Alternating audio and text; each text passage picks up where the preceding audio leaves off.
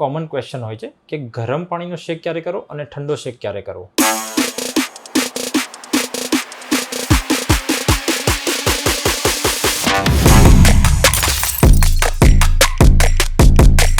નમસ્કાર, હું છું doctor Ravi Patel, trauma and joint replacement સર્જન, તેજસ્વી ઓર્થોપેડિક હોસ્પિટલ, નિકોલ, અમદાવાદ ખાતેથી. એ જનરલ પબ્લિકમાં ઓવરઓલ મિથ હોય છે કે દરેક જગ્યાએ ગરમ પાણીનો શેક કરીએ, પણ એવું દરેક બાબત માટે લાગુ નથી પડતું.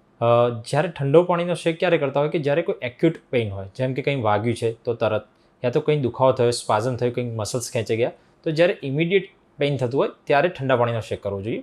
જ્યારે ક્રોનિક દુખાવો છે, જેમ કે લાંબા ટાઈમનો કમરનો દુખાવો છે, ગરદનનો દુખાવો છે, એવા કોઈ દુખાવા હોય તો એમાં ગરમ પાણીનો શેક કરી શકાય છે.